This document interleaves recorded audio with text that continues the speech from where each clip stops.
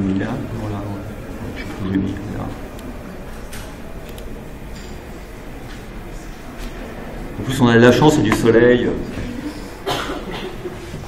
Bon, donc si effectivement taux étoile est positif, donc si 1 euro de plus distribué aux créanciers obligataires coûte moins de 1 euro aux actionnaires, dans ce cas-là, ça signifie qu'il faut toujours le faire parce que ça crée de la valeur, d'accord?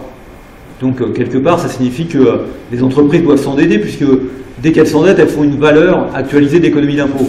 Rappelez-vous le taux étoile VD qui apparaît en plus à l'actif. Donc ça plaide sur l'idée qu'il n'y aurait peut-être pas de limite à l'endettement. Dans la réalité, on constate que toutes les entreprises ne sont pas endettées au même niveau et que toutes les entreprises ne cherchent pas à avoir un levier infini. D'accord ? Donc il y a bien une limite à l'endettement. Donc il faut comprendre pourquoi il y a cette limite à l'endettement. Alors la limite à l'endettement, elle vient bien sûr certainement d'éléments qui ne sont pas liés à la fiscalité, mais elle peut aussi venir de la fiscalité. Donc ce que l'on va regarder dans ce chapitre, c'est les limites à l'endettement qui sont liées à la fiscalité. Première limite très simple à l'endettement, c'est le fait que l'économie d'impôt sur les bénéfices, vous la réalisez uniquement si vous réalisez des bénéfices. Si vous faites des pertes, dans ce cas-là, bah, évidemment, évidemment, c'est pas si simple que ça, je vais le dire après.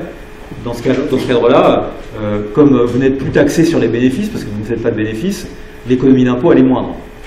Dans les faits, les entreprises ont la possibilité de faire des reports quand elles font des pertes d'une année sur l'autre. Mais ces reports ne sont pas intégrales. Donc, la taxation sur les bénéfices, elle ne s'applique globalement que si les bénéfices, ou que si les résultats d'exploitation, plutôt, sont positifs. Si le résultat d'exploitation, si le bénéfice, le résultat net, ou le résultat devient négatif, si le résultat avant impôt devient négatif, évidemment, vous perdez en partie l'avantage fiscal.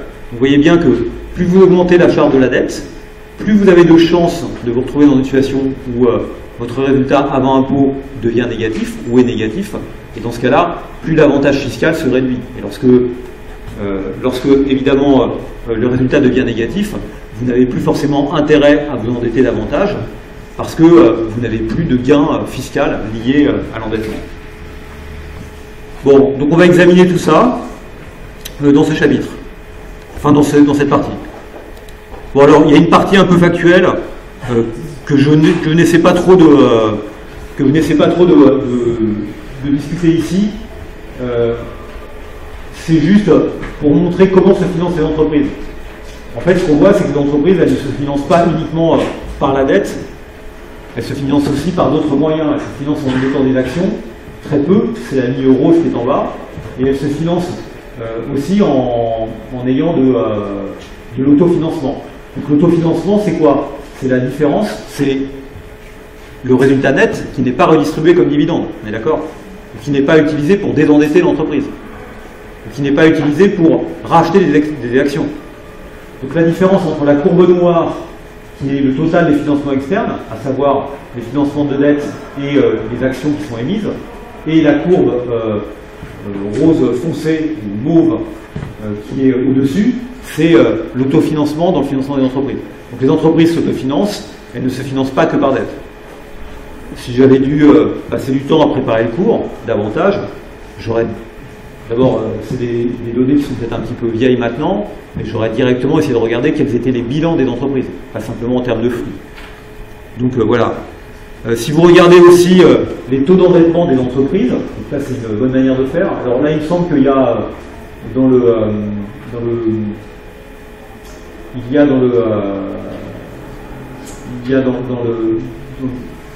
une erreur typographique dans le livre, d'accord?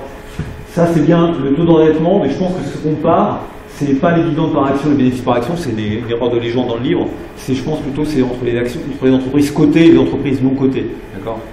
Donc effectivement, ce que vous voyez, c'est que la part d'endettement dans le bilan des entreprises, elle évolue dans le temps, elle n'est pas constante, elle est variable et elle n'est pas de 100%.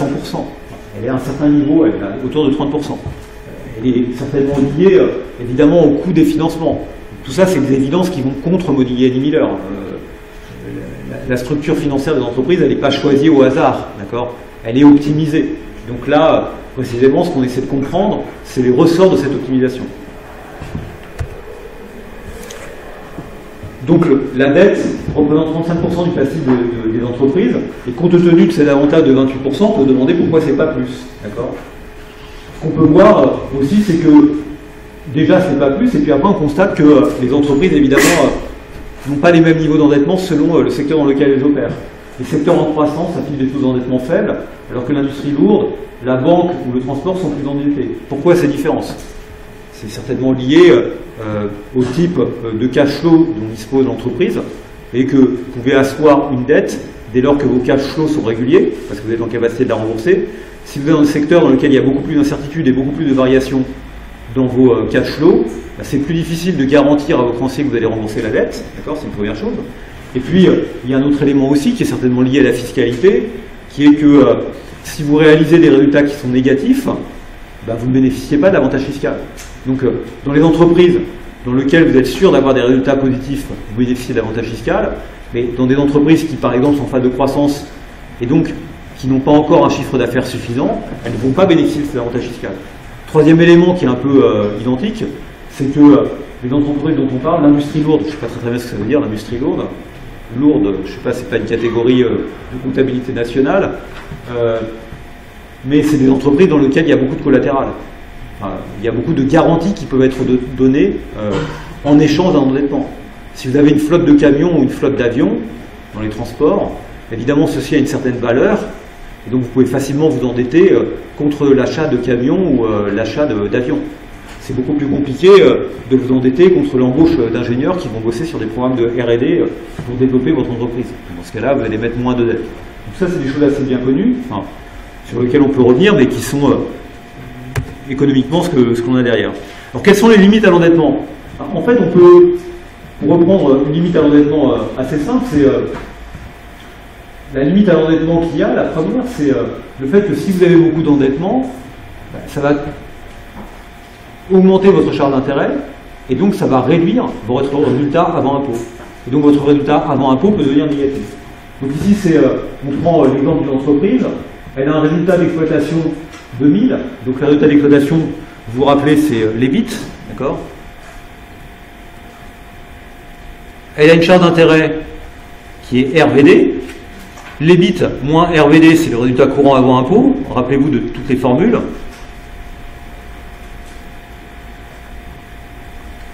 Et puis elle paye 33% d'impôt sur les sociétés. Donc, évidemment, elle obtient finalement un résultat net qui est 1 moins T l'EBIT moins RVD. Ici, j'ai abandonné la fiscalité des investisseurs au passage. D'accord ? Donc ce résultat net, ici, il est positif. Évidemment parce qu'elle n'a pas de charge d'intérêt. Si elle s'endette de manière raisonnable, je ne sais pas ce que ça veut dire s'endetter de manière raisonnable, ici c'est mettre une dette de 1000. Donc en fait, un endettement raisonnable, ici, c'est un endettement qui conduit à ce que l'entreprise ne gagne rien. En termes de résultat net, elle ne peut rien rendre éventuellement à ses actionnaires puisqu'elle a un résultat qui est nul. Dans ce cas-là, évidemment, vous voyez que l'économie d'impôt, elle est maximum, elle est à 330. Elle est maximum, elle est à 330. C'est TIS RVD. Un endettement excessif, c'est quoi ? Bon, excessif, on ne sait pas très bien ce que ça veut dire. Raisonnable, on ne sait pas très bien ce que ça veut dire. Endettement excessif, c'est une situation dans laquelle l'entreprise se mettrait en situation de résultat courant avant impôt négatif. Bon, donc si l'endettement est excessif, le résultat devient négatif. Et si le résultat est négatif, d'accord, en fait, l'économie d'impôt, elle disparaît. D'accord ? L'économie d'impôt disparaît. Donc voilà qui est problématique. Donc l'économie d'impôt n'augmente plus avec l'endettement quand le résultat courant avant impôt est négatif. Simplement parce que voilà, les impôts que vous payez, c'est le maximum de 0 et du taux IS multiplié par votre résultat avant impôt. Le résultat avant impôt étant égal à EBIT moins RVD. D'accord ?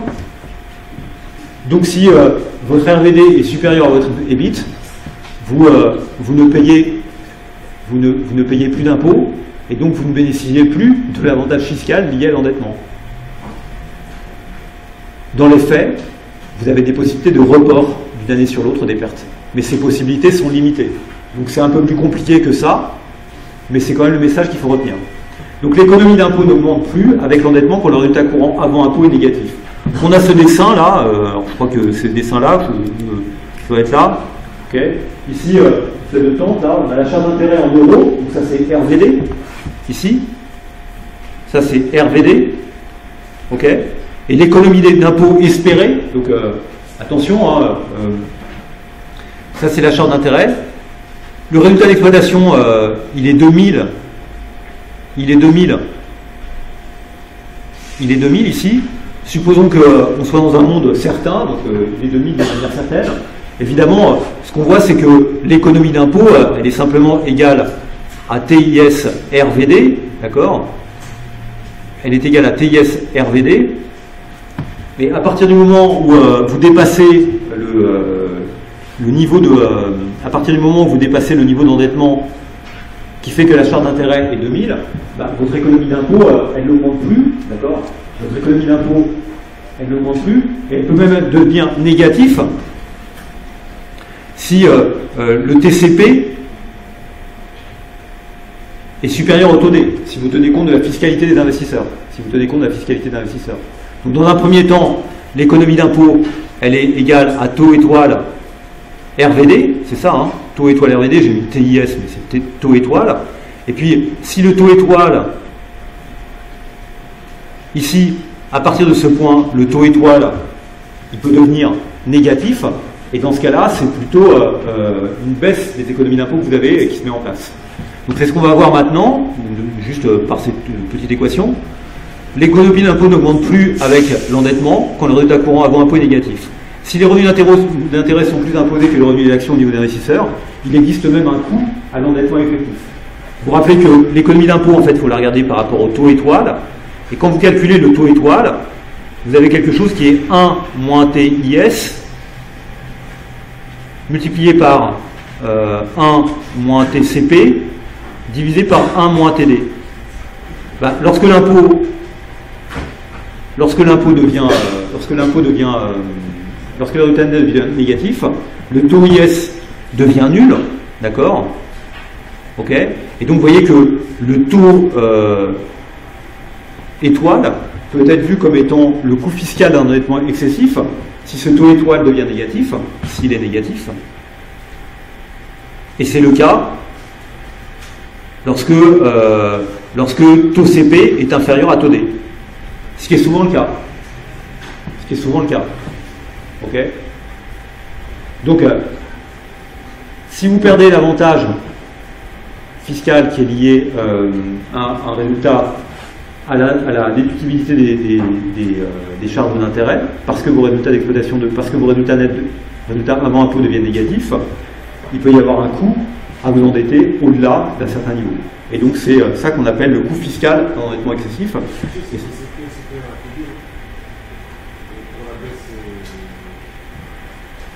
Et c'est bien le cas lorsque taux CP est inférieur à taux D. Non, je ne sais pas si je suis mis dans le graphique, mais là, regardez, réfléchissez un instant, ok? Quand vous comparez la dette et les capitaux propres, okay, s'il n'y a plus d'avantage du côté de la dette sur le 1 moins TIS, ce qui reste, c'est la différence entre le TD et le TCP. Et le TD, il est souvent supérieur au TCP. Du coup, vous avez bien un coût à vous endetter au-delà. Donc ça signifie que le taux étoile, il devient négatif. C'est exactement ce qu'on a sur ce dessin-là. D'accord? Le taux étoile. C'est pas moi qui l'ai mis, c'est pas moi qui l'ai mis, c'est le. Non, je vais peut-être entourer, mais c'est le livre qui fait les erreurs typographiques. Donc, on est d'accord que la pente ici, elle devient négative, d'accord, lorsque le TD est supérieur au TCP. Il faut acheter l'édition anglaise du livre, dans lequel il y a moins d'erreurs typographiques. Simplement, elle coûte 350 US$. Donc, ça fait un peu cher quand même pour éviter les erreurs typographiques.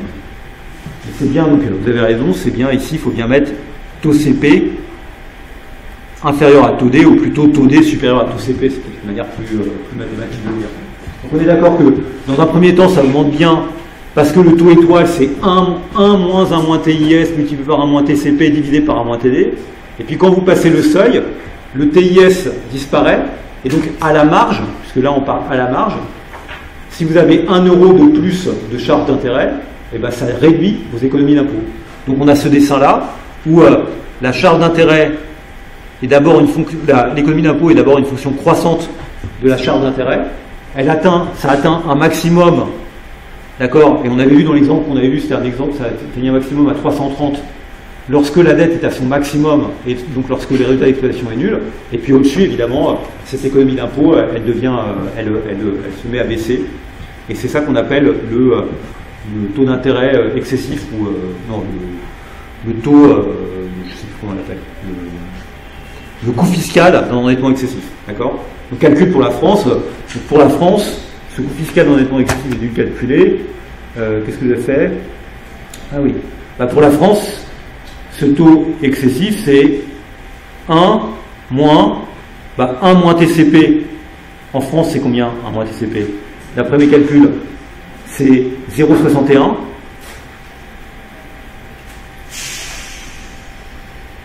Divisé par 0,56. Et donc ça fait moins 8,92%. D'accord? Il se trouve que TD est supérieur, TD vaut 61%, vaut 44%, d'accord? Alors que TCP vaut que 39% en France. Donc l'écart que vous avez entre les deux fait que, une fois que vous avez épuisé l'avantage fiscal de l'endettement lié à la déductibilité des revenus des charges d'intérêt, et dans ce cas-là, vous êtes dans une zone où effectivement vous n'avez plus intérêt à augmenter votre endettement. Et donc ça, c'est le discours qu'on peut avoir. Une limite à l'endettement, elle est bien là, c'est que l'avantage fiscal ne joue que si les bits moins le résultat d'exploitation est positif. D'accord? S'il devient négatif, l'avantage fiscal n'existe plus, et donc, du coup, cet avantage se réduit avec le niveau d'endettement parce que très souvent, le TD est supérieur au TCP. Alors, il faut tenir compte après d'incertitudes. En fait, le résultat d'exploitation, il est aléatoire, d'accord? Il est aléatoire. Et donc, dans ce cas-là, les économies d'impôt qui sont réalisées grâce à un endettement élevé, je lis mon slide, deviennent elles-mêmes aléatoires, ce qui réduit leur valeur espérée. Ce qu'on peut dire, c'est juste ce dessin-là. C'est-à-dire qu'effectivement, dans un cas certain, sera cette forme-là, avec ici un résultat d'exploitation qui serait pas un résultat d'exploitation,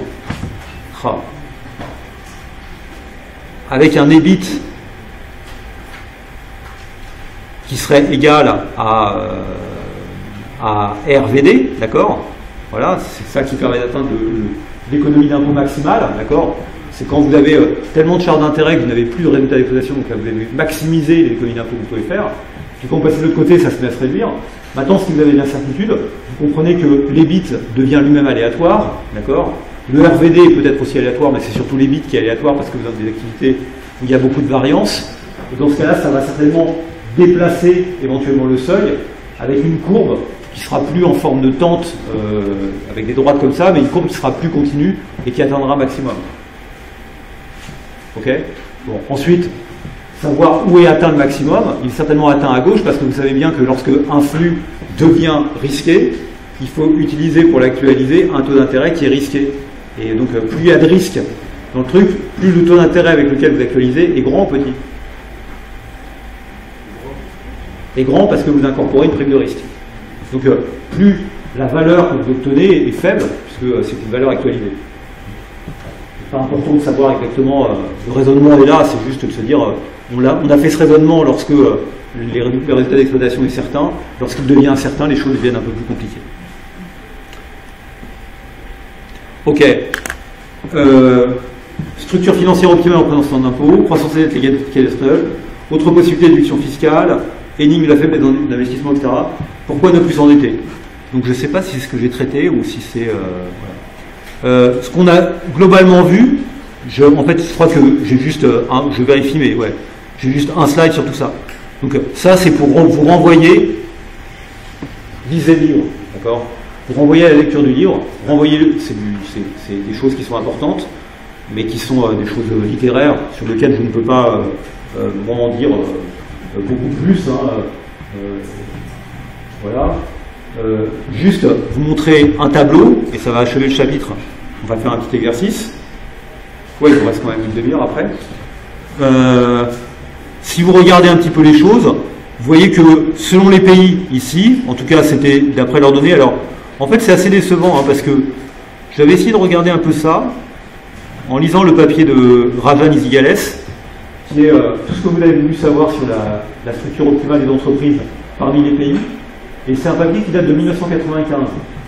Donc ce que je veux dire c'est que ça fait maintenant 22 ans.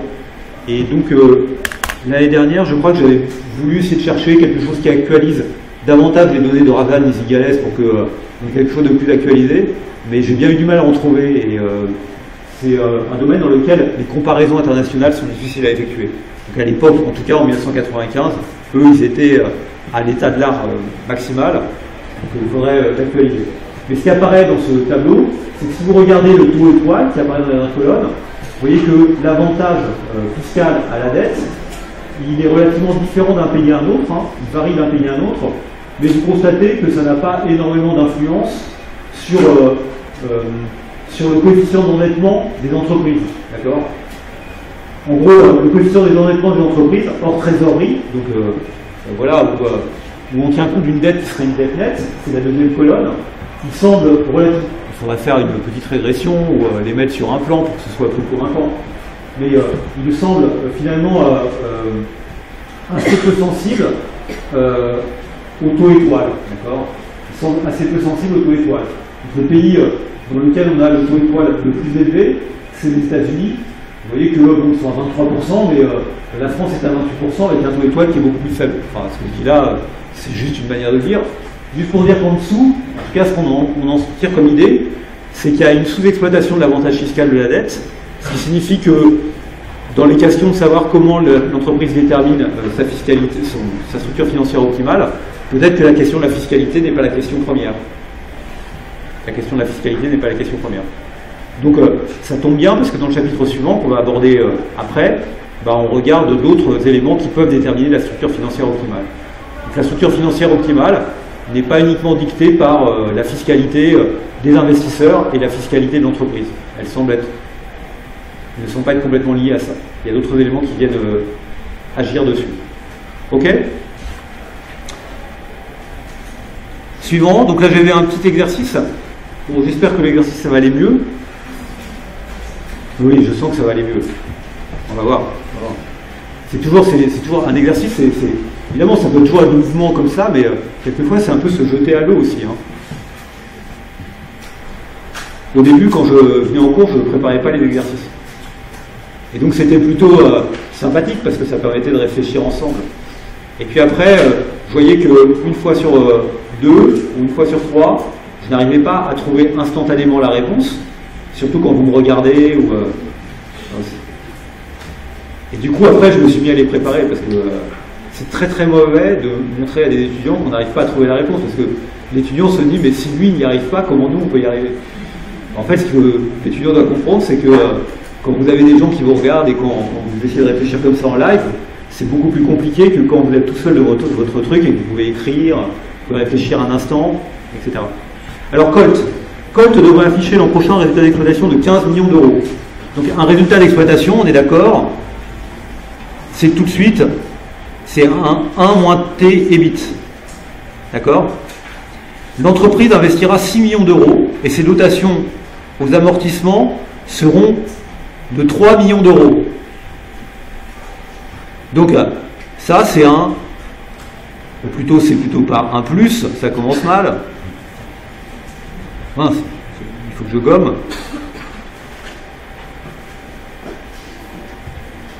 Quand on fait 1 moins taux EBIT et qu'on lui retire moins l'investissement et qu'on y ajoute plus l'amortissement, ça nous donne quoi ça? C'est quoi cette quantité? C'est quoi? Ceci c'est 1 moins taux EBIT moins delta K.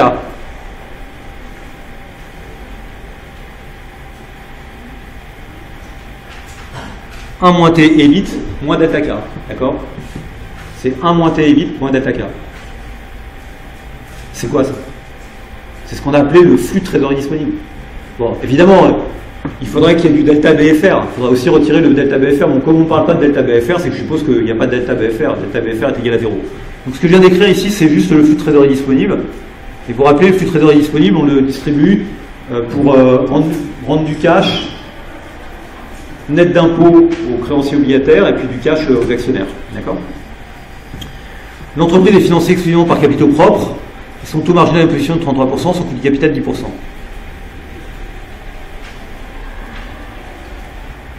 Donc visiblement, il n'y a pas de taxation des investisseurs, tant mieux, parce que la taxation des investisseurs, c'est compliqué.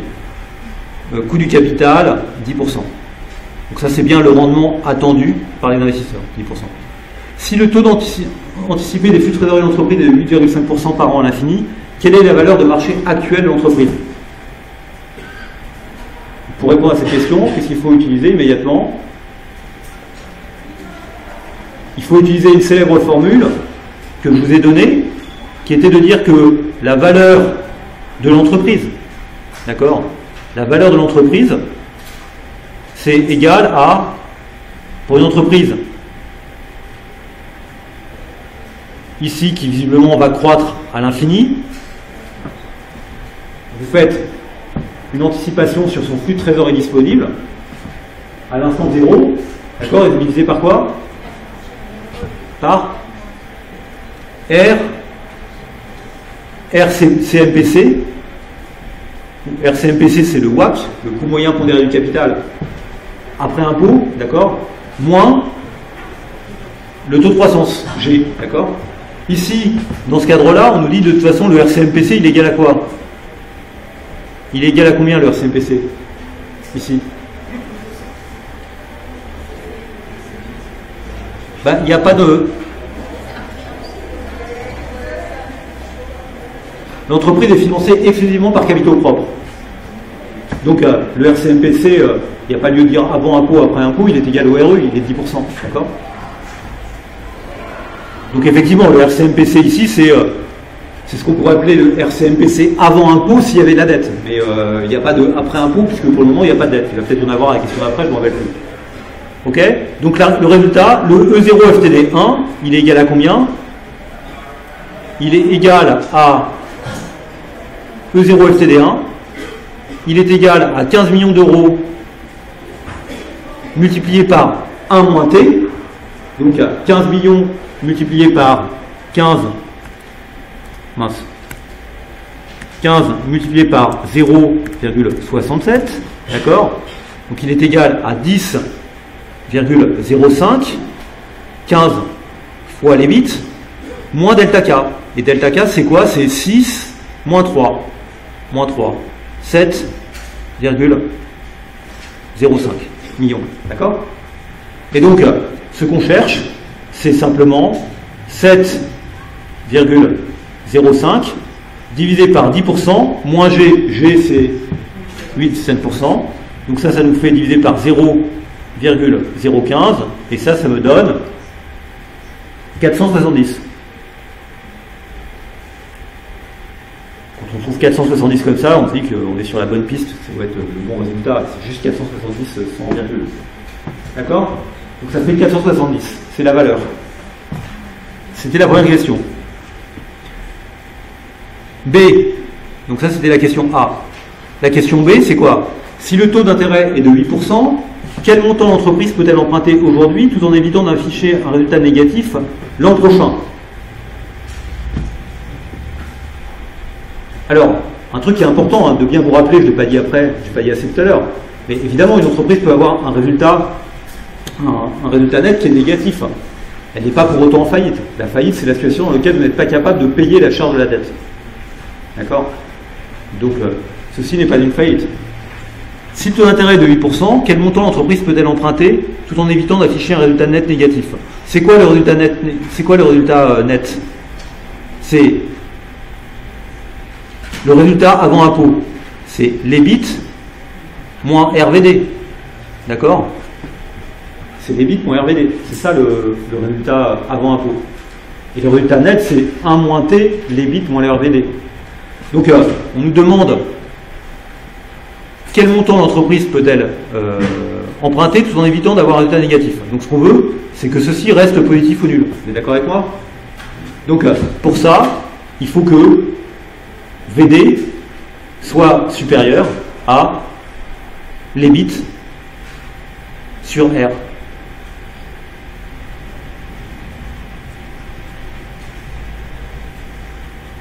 On est OK, hein, les bits, vous l'avez l'année prochaine, et le RVD, c'est ce que vous allez aussi payer, comme charge d'intérêt au 31 décembre. Et les bits, c'est ce que vous allez obtenir au 1er janvier. C'est pas facile ça. Quand on avait fait le calcul, vous vous rappelez la formule avec R-G, la formule avec la somme des machins, etc. C'était bien E0 FTD1. Mais le premier, on l'actualisait par un facteur qui était 1 plus R. On commençait à 1, comme si on touchait ce flux du E0 FTD1 le 1er janvier de l'année. Alors que la charge d'intérêt, on la paye le 31 décembre. D'accord? Donc, si on devait être un peu plus compliqué, on dirait que c'est bien E0 FTD, quoi, E0 EBIT, d'accord, 1 moins RVD 0. Ok? Considérez que les charges financières, on les paye en début d'année, alors que les bits, on le touche en début d'année. C'est un peu bizarre, mais c'est comme ça qu'on a fait le calcul. Donc, c'est bien ça. Donc, la limite, c'est bien qu'il faut que VD soit inférieur à les bits sur R. Donc, les bits, c'est 15. Donc, il faut que VD soit inférieur à 15 sur... À 15 sur combien? À 15 sur 0,08. 15 divisé par 0,08, c'est égal à 187,5. On s'est bien compris. Une entreprise permanente, c'est une entreprise qui va croître au taux ici de stratosphérique de 8,5%. Et donc, évidemment, je la vois aussi comme étant une entreprise dont la dette et les capitaux propres vont également croître au taux de 8,5%. C'est toute l'entreprise qui croît à 8,5%, de sorte que la structure de son bilan reste inchangée. D'accord? Donc si les bits augmentent de 8,5%, je fais comme si ici la dette aussi augmentait de 8,5%. Et si la dette augmente si les bits augmentent, c'est bien parce que l'entreprise est capable de financer son capital. Elle a un delta K qui est de 3 millions. Donc elle est bien dans une phase de croissance. C'est bien la raison pour laquelle son débit augmente. Son débit augmente parce que simplement elle accroît sa taille. Elle accroît son stock de capital. D'accord? Donc c'est assez logique qu'il y ait de la croissance. Donc la condition telle que je l'ai inscrite là pour la première année, évidemment elle reste la même ensuite. Simplement ensuite l'ensemble augmente à 8,5%. Enfin vous le faire tout le temps, mais c'est bien ça. De toute façon, peut-elle emprunter tout en évitant d'afficher un résultat négatif l'an prochain? Donc c'est 187,5. Question, existe-t-il une incitation fiscale à ce que l'entreprise décide d'avoir un taux d'endettement supérieur à 50%? Pourquoi? Un taux d'endettement supérieur à 50%, c'est un taux qui mettrait que la dette soit à 235, puisque la valeur de l'entreprise, ici, on a vu que c'était 470. Donc si le taux d'endettement est de 50%, c'est-à-dire qu'on mettrait la dette à 235 instantanément. Vous voyez que si vous mettez la dette à 235, l'année prochaine, vous allez avoir un résultat qui est négatif, et donc vous n'allez même pas bénéficier de l'avantage fiscal. D'accord? Donc la question C, c'était existe-t-il une incitation fiscale que l'entreprise décide d'avoir un taux d'endettement supérieur à 50%? La réponse, c'est non, le jour de l'examen. Pourquoi? Je ne pose jamais de question pourquoi l'examen. Je ne poserai pas. Pourquoi? Parce que à 235 de dette, le résultat d'exploitation devient négatif. Pas le résultat d'exploitation. Le résultat net devient négatif. On est d'accord? Donc c'était pas trop difficile, cet exercice. C'était plus facile que Garnement. Pourtant, vous voyez, quand il y a une petite étoile là-haut comme ça, c'est parce que c'est un exercice difficile. Mais des fois, ils mettent une notation pour dire ça, c'est un exercice difficile, c'est le 26 étoiles. Je ne sais plus si Garnement était un exercice difficile. Garment. Je ne sais plus si l'autre était difficile ou pas. Je vais passer quelque chose, hein. Bon, C, j'ai répondu. On est bon sur ces exercices? Bon, peut-être qu'il faudra en regarder l'autre. Ce matin, quand je vais préparer l'exercice, je n'avais pas le livre avec moi parce que le livre est très très lourd. Et bon, je pourrais l'avoir sur mon ordinateur, vous me direz. Mais donc, du coup, peut-être qu'il y a d'autres exercices dans le chapitre 15 qui sont très intéressants. Il y en a certains, plein que j'ai déjà donné aux examens. C'est un bon fournisseur d'exercices, le chapitre 15. 16, 15, oui.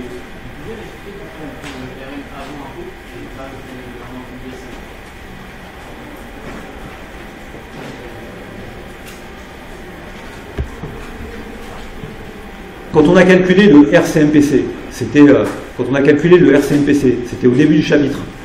On peut revenir à la page où on l'a fait. Quand on a calculé le RCMPC,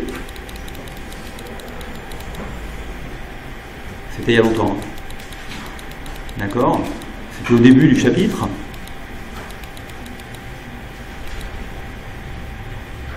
On a vu ces formules-là. D'accord? Donc moi j'applique ces formules-là. Le coût moyen pondéré du capital en présence d'impôt, le CMPC après impôt, d'accord?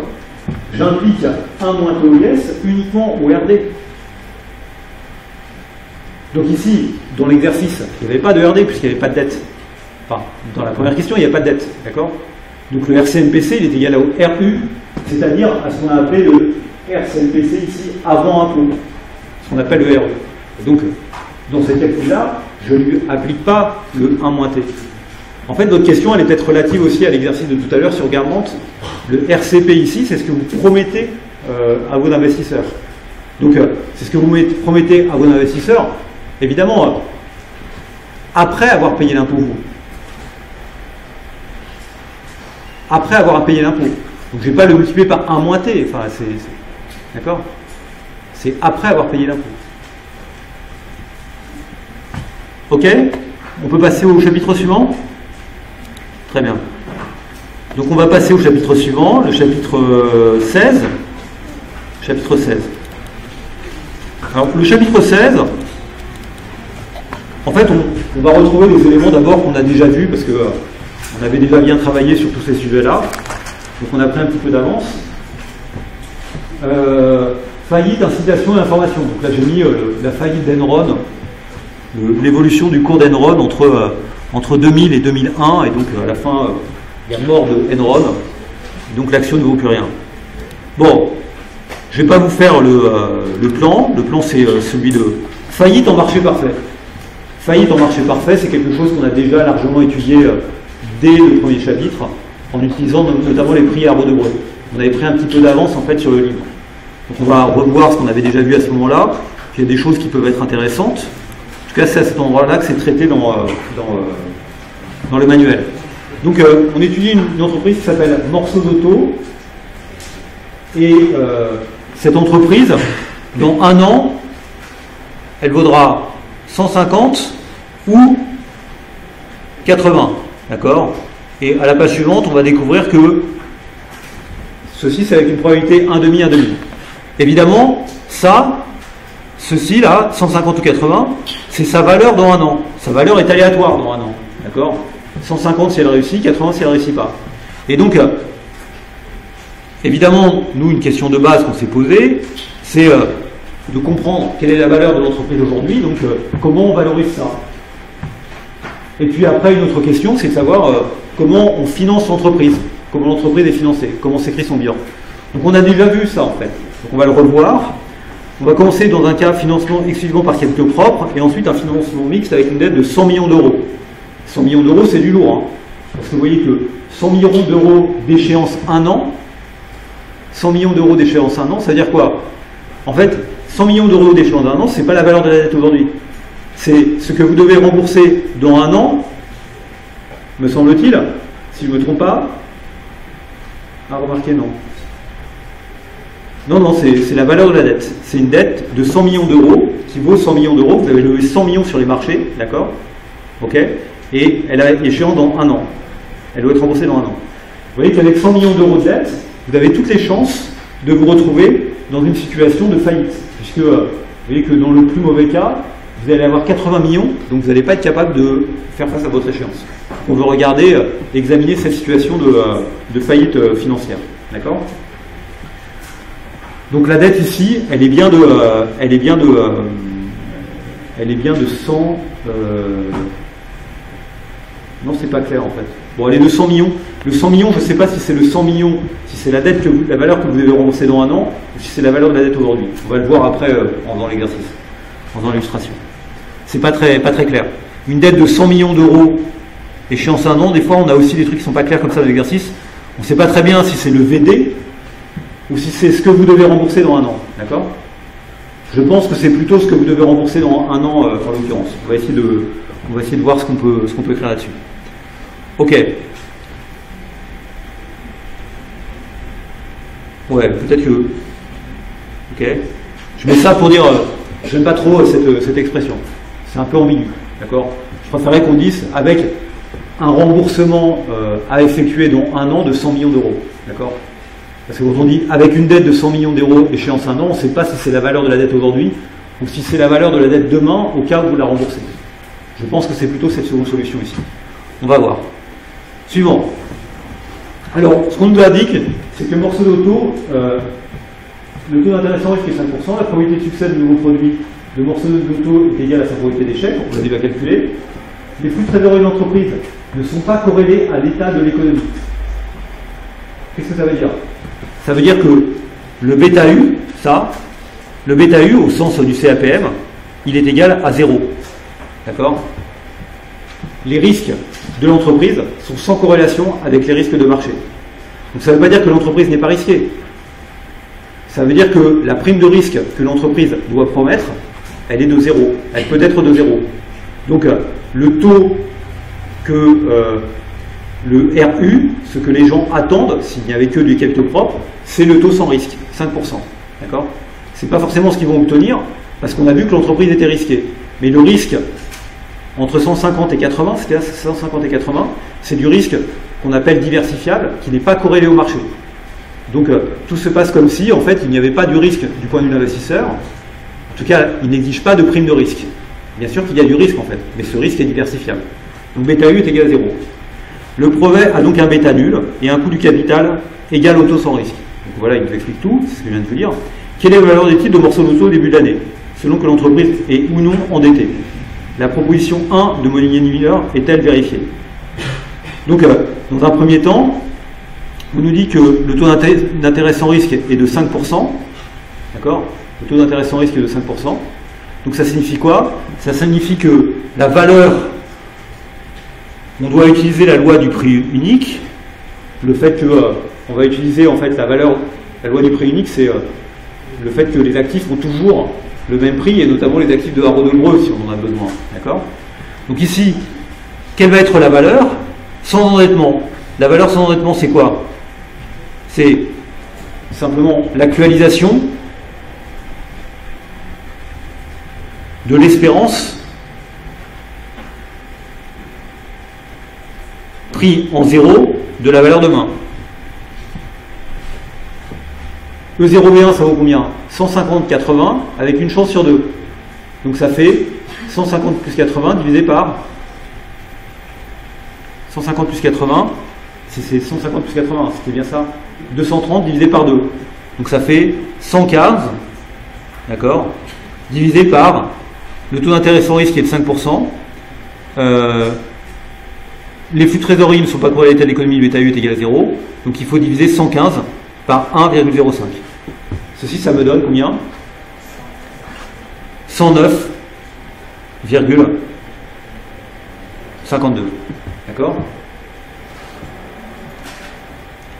Donc ça, c'est dans le cas où l'entreprise est non endettée. Dans le cas où l'entreprise est endettée, quelle est la valeur de l'entreprise? Ce que nous dit le théorème de Molinier-Miller, c'est qu'on devrait trouver la même chose. D'accord? Si vous avez les 100 millions de dettes. Donc on va regarder un petit peu comment les choses se passent en termes de bilan, puisque nous on aime bien écrire des bilans.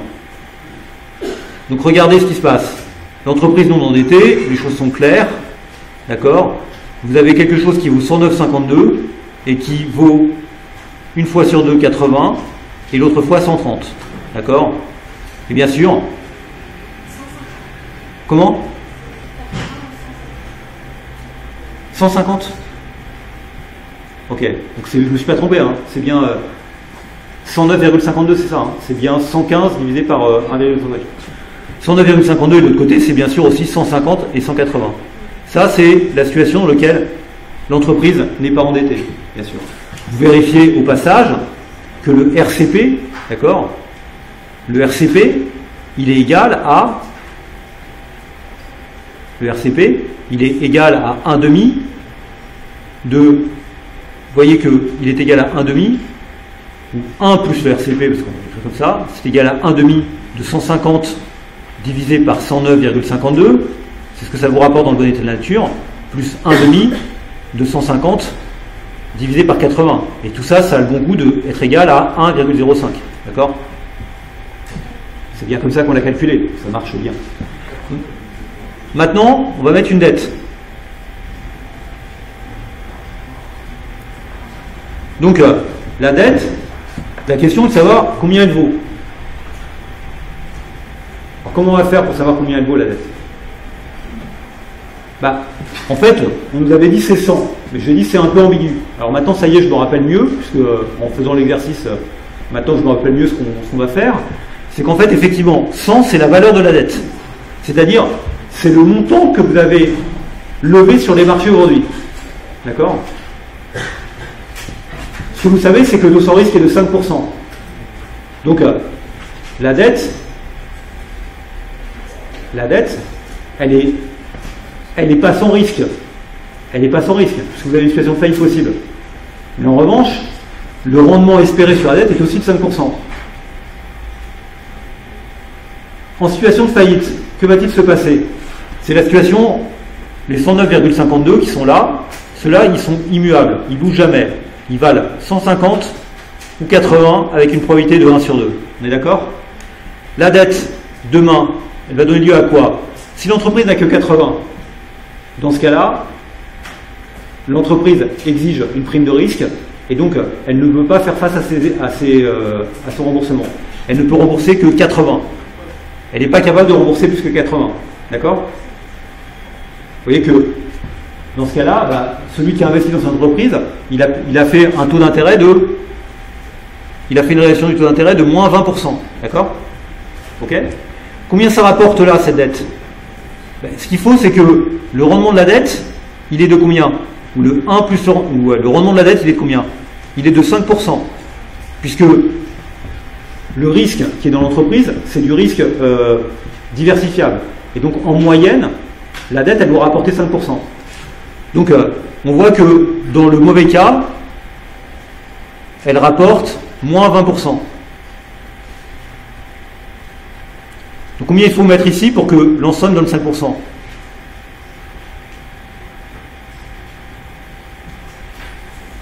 Combien il faut mettre ici pour que l'ensemble donne 5%?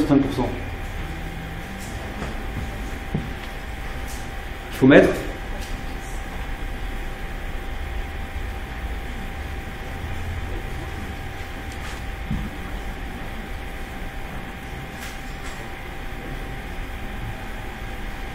50%. Non, combien? 30%. Vous voyez, ça c'est l'effet, exactement l'effet d'avoir plein d'yeux qui vous regardent. Mais quel est? On est d'accord, ça marche bien comme ça. Ça fait 15%, moins 10%, ça fait 5%. Vous avez raison, c'est 30%. D'accord? Donc c'est 3%. Donc le chiffre ici, qui est là, à la place du point d'exclamation, c'est combien? 130. D'accord? Ok? Et ça rapporte 30% dans ce cas-là. Ok? Ça me permet ensuite de déterminer le reste. Modigliani Miller, ça c'est 9,52. D'accord? C'est 9,52. Alors le point d'interrogation, je l'enlève parce qu'il prend un peu trop de place là, un peu trop gros. D'accord? C'est 9,52. Il rapporte 20 dans le bon cas. D'accord? Et 0 dans le mauvais cas. Dans l'autre cas, c'est le cas de faillite. Donc combien est le RCP? Le RCP, c'est 1 demi, ou 1 plus le RCP, c'est 1 demi de 20 sur 9,52. D'accord? Ok? On est d'accord? Plus 1 demi de 0 divisé par 9,52. Ça fait combien ça?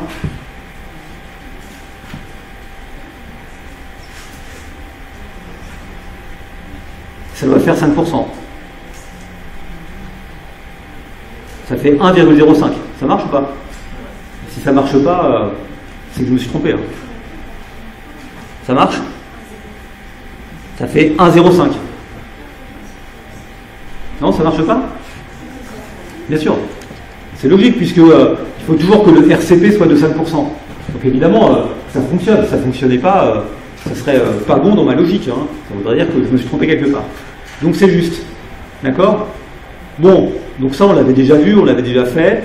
Ici on l'a fait simplement parce que le bêta U est égal à 0 et le RCP est égal au RD est égal au RU. D'accord? Donc c'est facile. C'est facile. C'est un peu plus compliqué si on prend le truc suivant. Maintenant, un bêta du brevet égal à 1. Là, ça va être un petit peu plus dur. Bêta du brevet égal à 1.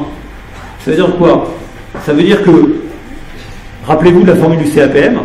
Ce qu'on sait, c'est que la formule du CAPM, c'est une formule qui me dit que RU moins RF, ce qu'on appelle la prime de risque, d'accord? La prime de risque,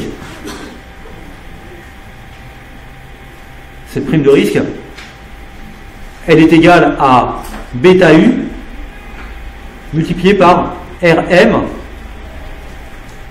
moins RF.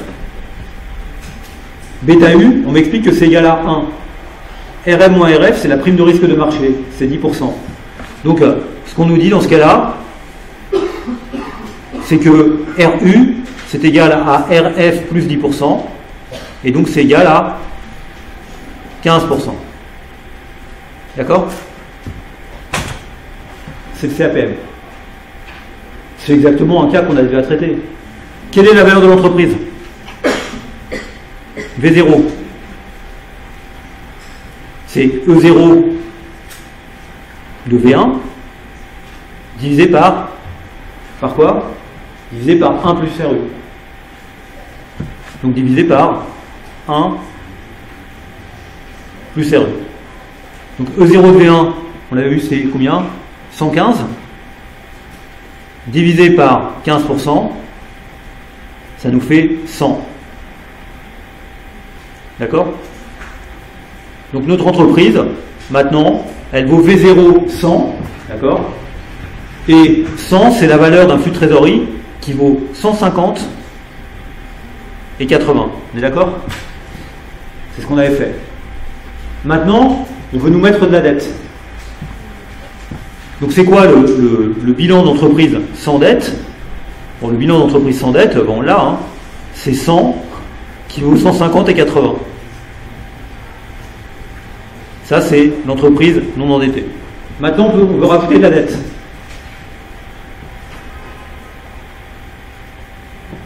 Donc que se passe-t-il si on rajoute de la dette? Ben, si on rajoute de la dette, ça va devenir un peu compliqué pour nous. Parce que, en fait, on l'a déjà fait ça aussi. Si on rajoute de la dette, on nous dit on va rajouter 100 de dette. D'accord? C'était. Non, 80? Non. Non, c'était quoi? C'était combien la dette? 100 de dette? D'accord. Et l'entreprise vaut combien? 100 quoi? Non, non, l'entreprise elle vaut plus 109. Elle vaut 100. Ah oui, c'est là que j'ai un problème en fait. C'est ça qui n'est pas cohérent. Oui? Ouais.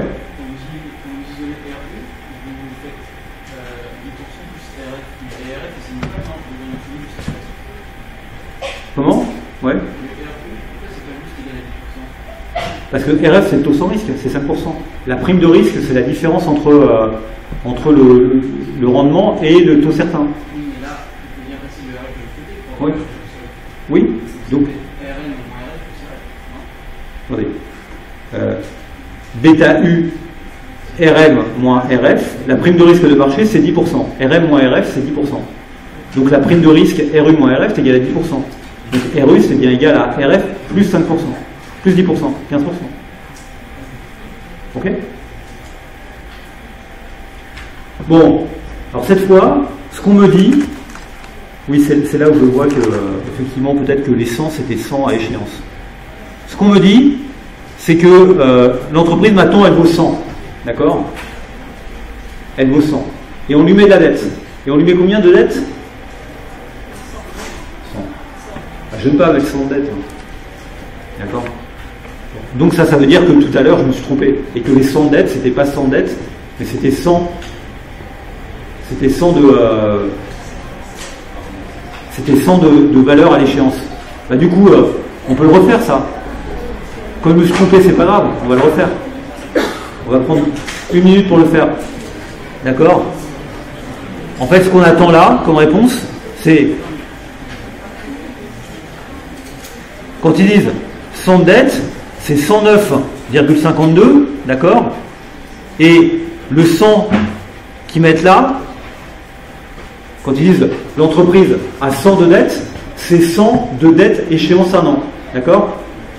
Donc en fait, quand ils disent 100 de dette échéance 1 an, c'est pas la valeur de dette à l'instant 0, c'est ce que vous devez rembourser si vous pouvez le rembourser. D'accord? Donc c'est cette branche-là. Et si vous ne la remboursez pas, c'est 80. D'accord? C'est 80. Donc combien vaut la dette? Combien vaut la dette? La dette, en moyenne, elle rapporte 90. C'est E0 de la valeur de la dette en 1. C'est 90. D'accord? Et ici, on a un bêta 1 qui est égal à 0. C'était dans l'exercice précédent. Je suis revenu en arrière parce que en fait, mon traitement n'était pas le bon. C'est 1,05. Donc ça fait 90 divisé par 1,05. Je terminerai là-dessus. Enfin, je vais finir ce petit truc. 85,71. D'accord? Ça, c'est la réponse attendue. Ok? Et donc, dans ce cas-là, évidemment, combien vaut les capitaux propres? Moins. Combien vaut les capitaux propres? 23,81. D'accord? Théorème de Willy-Miller. Les capitaux propres, combien ils rapportent? 0. Et là, combien ça rapporte?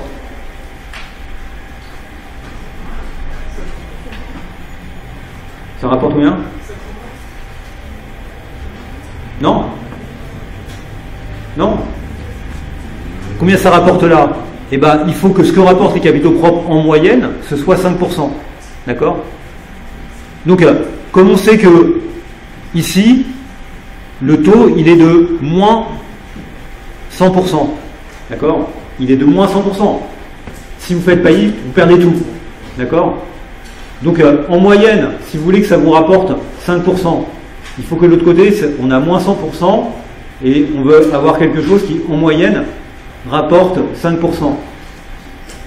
Donc, il faudrait que ce soit combien de l'autre côté? Plus 110%. D'accord? Et si vous faites la moyenne entre 110% et 100%, d'accord, vous obtenez un taux de machin qui est de 5%. On est d'accord? C'est un peu extrême, mais c'est bien ça. Hein, moins 100%, 110%. Donc 110%, donc il faut que, finalement, le point d'interrogation que j'ai mis là, il est égal à quoi? Il est égal à 23,81, c'est la valeur, d'accord, multiplié par 110. Enfin, pas par 110, multiplié par 1, multiplié par 2,1. C'est-à-dire, ça va augmenter de 110%. Donc, il faut que 23,81 soit multiplié par 2,1. Donc ça me fait juste 50. Alors pourquoi j'ai dit non quand j'ai dit 50? Pourquoi vous avez dit non? Pourquoi vous avez dit 50? Mais pourquoi vous avez dit 50? Ah oui, bien sûr, c'était totalement évident. Oui. C'est stupide. Oui. Excusez-moi, c'est parce qu'au bout de 3 heures, c'est 3 heures difficiles pour moi. Hein. Et donc c'était bien 50, vous avez raison, on l'a trouvé d'autres manières, mais c'est bien ça, c'est du même raisonnement. D'accord, bah, merci beaucoup. Donc profitez bien des vacances. N'hésitez pas à commencer à travailler vos exercices, parce que ça fait du bien de travailler l'exercice. Et quand même, reposez-vous aussi un petit peu, et on se retrouve donc dès la rentrée. Voilà. À bientôt.